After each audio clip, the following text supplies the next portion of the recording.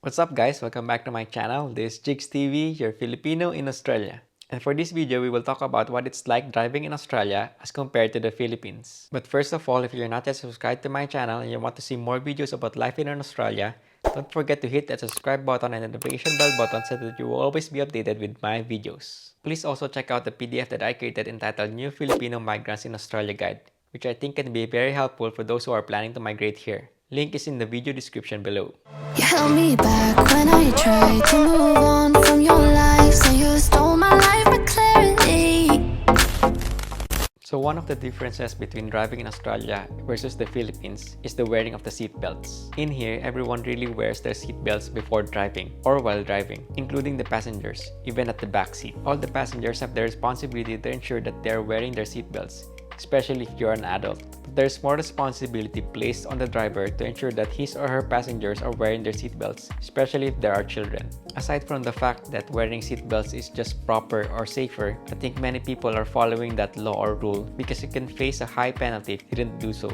For example, here in New South Wales, if you didn't wear a seatbelt, you can be required to pay up to 349 Australian dollars. Here in Australia, there's also a lot of police cars roaming around, so that makes you more cautious as well. The second thing that's also different in driving here in Australia as compared to the Philippines is that most drivers here are complying with the speed limits, even though there are no police cars around or speed cameras. Also, as compared to the Philippines, like I said earlier, there are more police cars roaming around and more speed cameras in the streets. So drivers are really very cautious. And also, like I said, the penalties here are very high, so you wouldn't want to pay that price just for not obeying the law or just for violating a petty traffic rule. One thing that I also notice here in Australia is that drivers are usually staying in their own lanes. They don't usually serve. Serve. Don't just serve volleyball. Drivers usually stay on their own lane or most of the time, and they don't usually swerve. They also don't do a lot of overtaking, especially when it's traffic or when there's traffic jam. Unlike in the Philippines, there's a lot of what we call sing it during traffic, not the body part.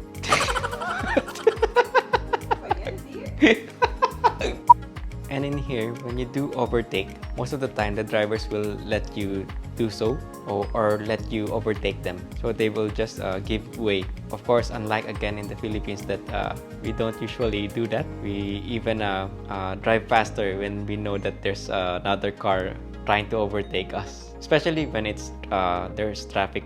But of course, in the Philippines, we don't normally do that when there's no traffic. We only change our attitude when there's a traffic jam, especially in EDSA.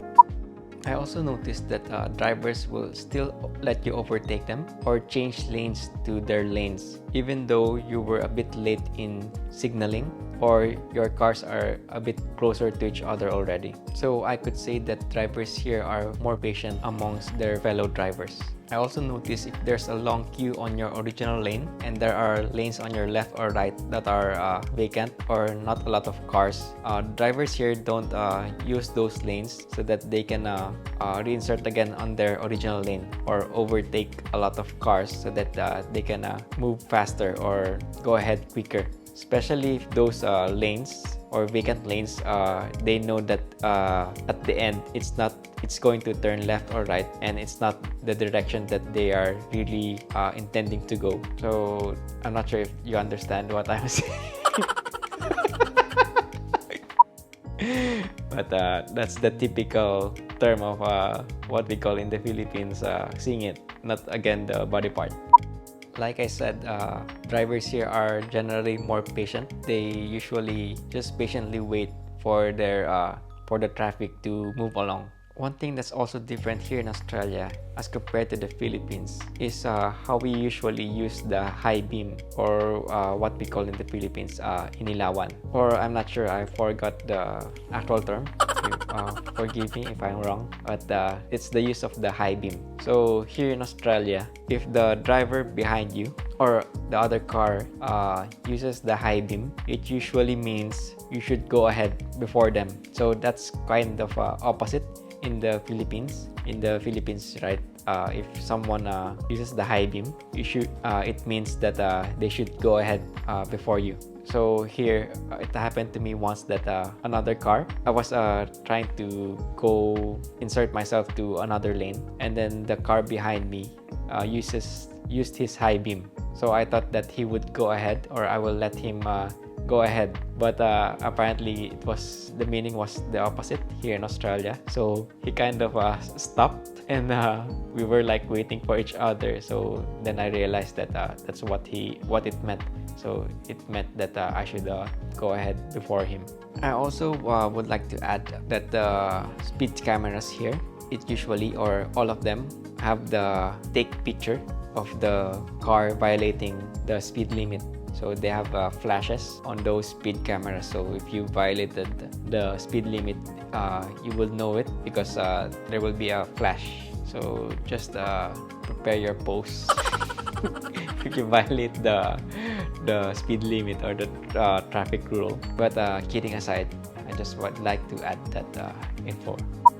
Another difference would be the school zones. So in Australia, or here in Australia, there are school zones. Of course, those are the zones near the schools. And so they have like signs that saying it's a school zone. So there's a speed limit that you need to maintain. So for school zone, it's 40 kph.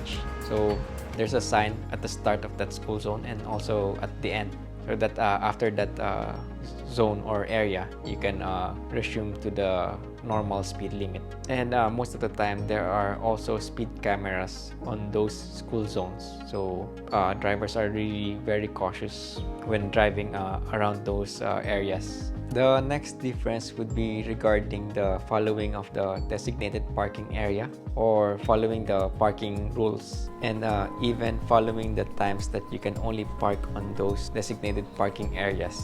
So in here, those parking rules are strictly implemented, and drivers are also most of the time are being very cautious on following them, because like I said, aside from that it's just proper to follow the rules, the penalties or the fees or fines are really very high when you disobey them. So I think the minimum here that you pay for not following the parking rules is 100 Australian dollars above.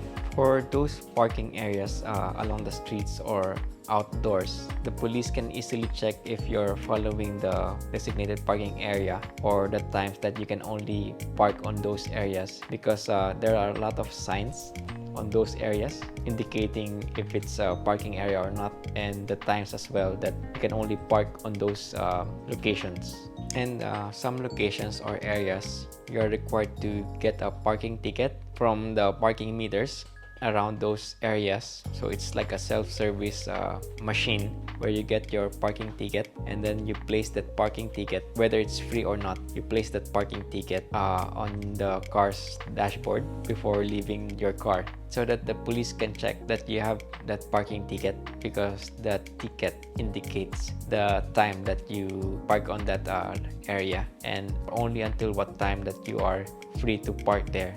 And like I said, even if you park or you didn't notice any police around and you park to an area that's not allowed, you shouldn't be complacent that you won't get caught, because even if they didn't ticket you or the police didn't apprehend you that time, you will just be surprised that they will send you a letter to your home saying that you violated a parking rule, and then they will show you in that letter they will indicate the time and place where you violated that rule. So how do I know that? Because I violated a parking rule already.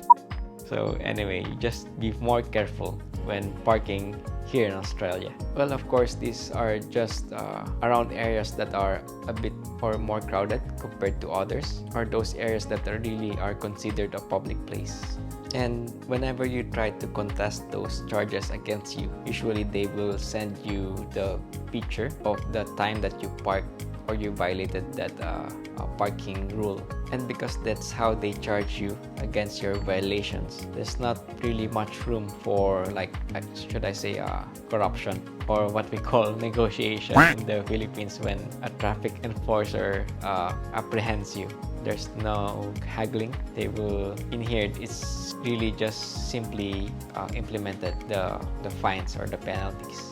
And like I said, drivers here are generally more patient. That's why when a driver gets annoyed or irritated by a fellow driver, for example, someone cuts them off or made the wrong turn, or even just for being very slow, usually the drivers here just takes one honk or one bad sign to that other driver, and then they move on after that incident. Of course, compared to the Philippines, that doesn't take us only one honk or one bad sign to get back at that other driver. Usually it takes more than that before we move on with our separate lives. And unfortunately, it even leads to some terrible road rage cases. And even with regards to learners drivers, or something similar to students driver in the Philippines, people here tend to be more patient or cautious when there are learner drivers around. So they give them more leeway or space, and also they don't mind if that driver is a bit slower. The next difference would be the prevalence of roundabouts. So I've mentioned this in my other videos that there are a lot of roundabouts here in Australia. Even for just normal intersections, they would use roundabouts. So it's not really difficult to understand or to get used to, but just to take note that some roundabouts would be busier compared in some areas compared to other locations. So if that roundabout is a bit busier, it will confuse you more compared to other roundabouts. For example, there are a lot of cars on those roundabouts, but it just takes a lot of getting used to, like the song. Just make sure that you give way to the car on your right, not on your left. You will get into a disaster if you give way to your left. Anyway, kidding aside, yeah, you just need to be more careful on those roundabouts that are a bit busier compared to others. Here also in Australia, there are no toll gates. Not Colgate, but toll gates. I mean, there are tolls, but there are no gates like in the villages in the Philippines. There are gates for in the security. In here, the tolls, you attach, or the tags for the tolls, you attach them to your car, right? Normally, it's in the behind or near the rear view mirror. So whenever you pass a road wherein there are tolls being charged, the machine would sense that tag in your car, and then it will just you would know that they would charge you for passing that road or using that road, because when you pass by on that road or use that road, the tag would beep, or you would make a sound, so you would know that you got charged for using that way. And of course, there's also no lanes where you have to pay in cash. If you don't have a tag, whenever you pass a road that there's a toll, there are also cameras that registers or scans or take notes of your license or plate number, and then you will get the charge, or they will request you to pay for those tolls by mailing you the notice. So those fees, they would usually have an admin fee, which is which is higher compared to the admin fee or the fee that they would charge you if you have a toll tag. So I guess it's a bit different to the Philippines, wherein even though there are already e-pass in the Philippines, so in some toll roads there are still some gates. So it still takes some time for the vehicle to pass by those toll gates. So unlike here in Australia, where vehicles pass by roads with tolls without much obstruction. And lastly would be about drunk driving. So here in Australia, driving under the influence of alcohol is, of course, and also drugs is strictly prohibited. So there's a limit like 0.05 blood alcohol concentration in your body. Generally for drivers, especially with those unrestricted full license, and it usually varies, but that's, I think, for drivers with unrestricted full license, 0.05 blood alcohol concentration is the limit or the maximum. And those other licenses with some restrictions, it would be even lower maximum limit. And some you should have zero blood alcohol concentration in your body, such as those licenses for learners and P1 and P2 licenses. I think that's the estimate that they say is one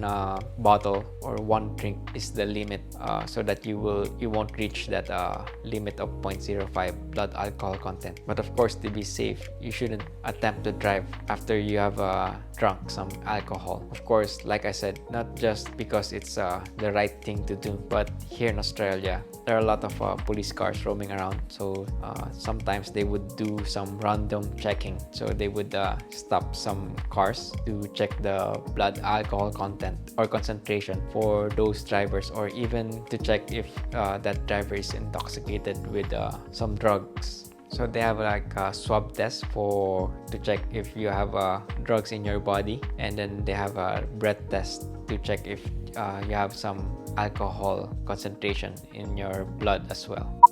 So I guess that's it. I hope you enjoyed and learned a lot from this video, and if you did, don't forget to hit that like button, and you can also share this video. And if you haven't subscribed yet to my channel, I hope you subscribe and hit that notification bell button as well, so that you won't miss any of my videos. Make sure to also check my PDF that I created entitled New Filipino Migrants in Australia Guide, especially for those who are planning to migrate here. Link is in the video description below. So stay safe and positive, guys, and I will see you on the next one.